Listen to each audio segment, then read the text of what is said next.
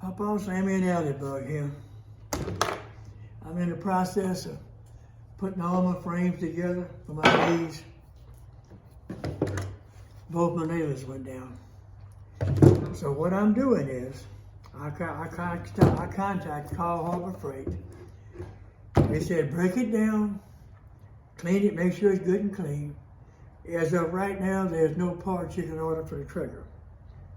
So hopefully, I got a spring disconnected or something come loose. Because if anything in here is broke, that's the end of the ball game. So I'm gonna break it down piece by piece and take it from there. Okay, what I've done, I have removed the 4 screws off the cap and very gently took it off. Now, the gasket looks good, so we're not gonna worry about that too much. But we're gonna protect it, so we're gonna move it into there. That looks clean. Now the thing is, you have to get down in here and get all this pulled apart. And since I'm not real sure on how to do it, I am going to very definitely turn the camera back off and go again. I'll talk to you in a minute.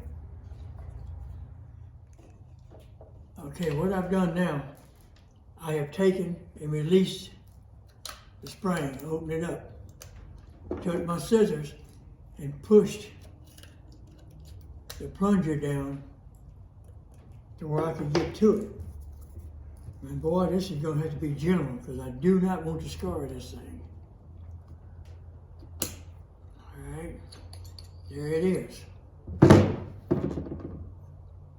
It looks good.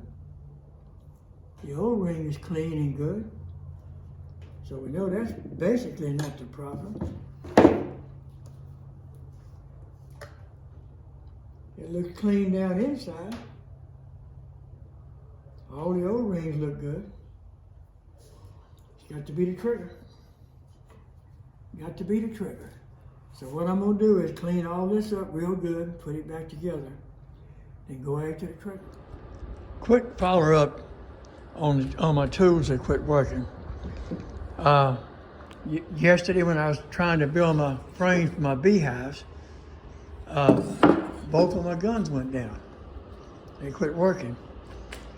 So I called Harbor Freight and they said, we don't make parts for these right yet. They're too new.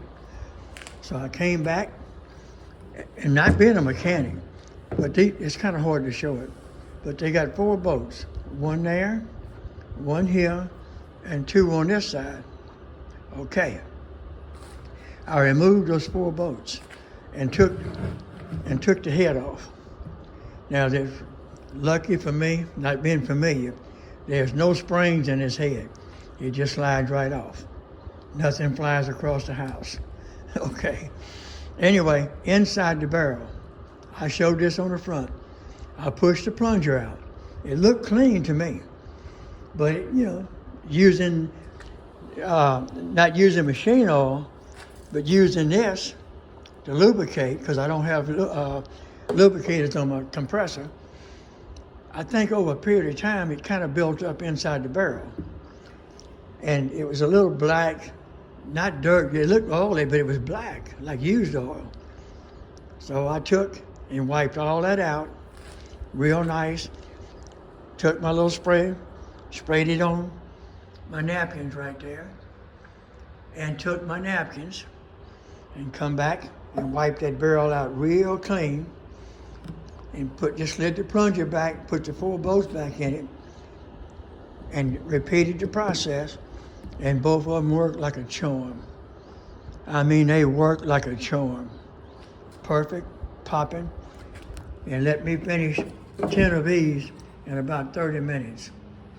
So now I'm happy, my bees are happy, and my guns are happy. After I cleaned them, I mentioned before I tested that it might be the trigger. Well, this trigger is, it does have springs, and so I was real cautious about breaking into that trigger. So thank goodness I said, well, let me check them. I cleaned them, let me check them.